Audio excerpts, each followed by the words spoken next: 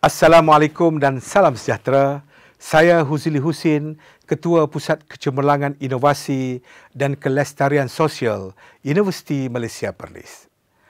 Menerusi program Festival of Ideas ini, saya akan berkongsi idea dan input penulisan dua buah buku berpandukan tema resensi karya. Dua buah buku yang saya maksudkan ialah Bukan Payah Nak Hidup yang diterbitkan pada tahun 2019 dan Terasa Tapi Tak Berbisa diterbitkan pada tahun 2020. Kedua-dua buku saya diterbitkan oleh penerbit Universiti Malaysia Perlis. Alhamdulillah, setakat ini jualan kedua-dua buah buku saya telah menjangkau 1,300 buah yang dibeli oleh pelbagai lapisan masyarakat. Telah sekian lama saya ingin menulis secara santai tetapi bermakna. Sebelum ini, tulisan saya lebih bersifat akademik. Penulisan kedua-dua buku ini adalah tidak menyimpang daripada kepakaran saya dalam bidang kognitif behavioral therapy atau terapi tingkah laku kognitif.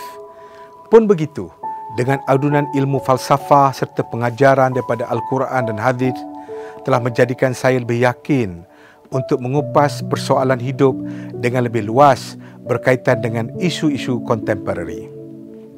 Mesej yang ingin saya sampaikan ialah apa yang kita fikir menentukan apa yang kita rasa dan apa yang kita rasa menentukan apa yang kita fikir.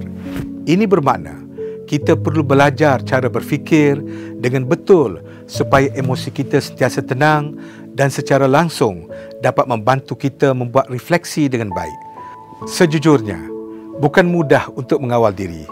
Sementelahan pula kita diuji dengan pelbagai ujian. Kedua-dua buku ini adalah tambah nilai daripada koleksi penulisan saya di dalam akhbar Sinar Harian selama hampir 3 tahun.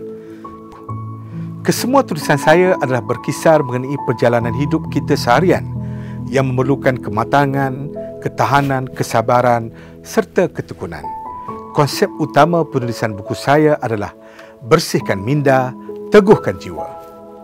Sesungguhnya ilham untuk menulis semua artikel tersebut adalah hasil pemerhatian, renung nilai, pembacaan, perkongsian daripada rakan-rakan, pengalaman bersama masyarakat dan yang paling utama ialah pengalaman peribadi yang diolah semula sebagai iktibar kepada masyarakat.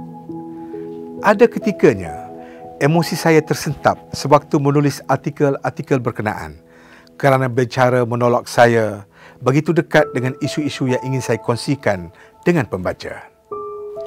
Alhamdulillah, menerusi niat yang ikhlas untuk berkongsi segala kebaikan, ilham yang dikurniakan oleh Allah sentiasa turun mencurah-curah.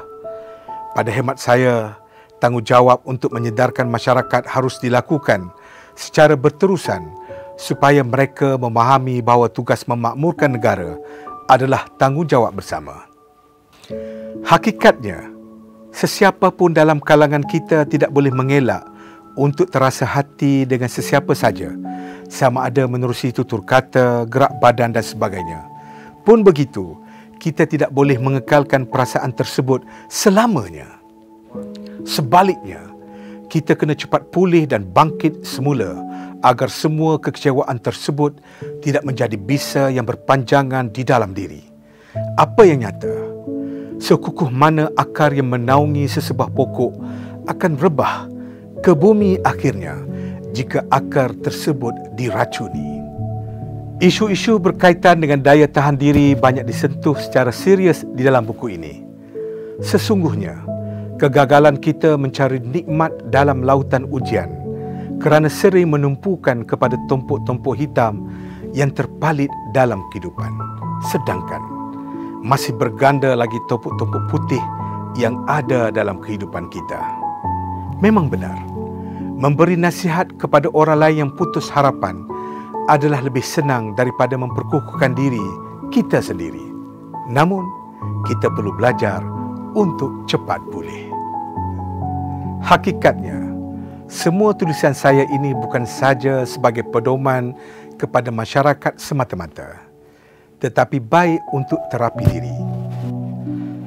Kadang-kadang saya menerima panggilan telefon daripada rakan-rakan lama yang menghargai tulisan saya yang dikatakan dekat dengan diri mereka.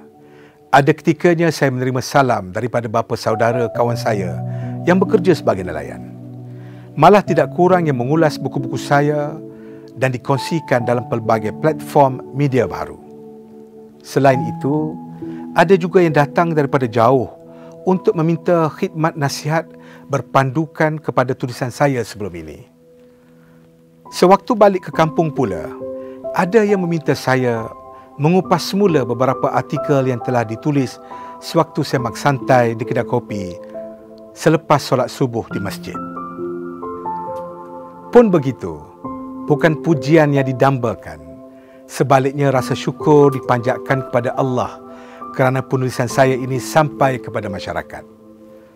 Teringat saya kepada sebahagian bait-bait puisi nukilan Pak Rendra daripada Indonesia. Kata beliau, tidak ada hari yang menyulitkan kita kecuali kita sendiri yang membuat sulit. Lantaran itu, baca dan hayatilah buku ini dengan ikhlas dan jujur. InsyaAllah akan terungkai segala jawapan hidup setelah kita berupaya bersihkan minda, teguhkan jiwa. Bagi mereka yang berminat untuk mendapatkan karya penulisan saya, bolehlah hubungi penerbit Universiti Malaysia Perlis atau di platform Shopee dan Lazada. Sekian, terima kasih.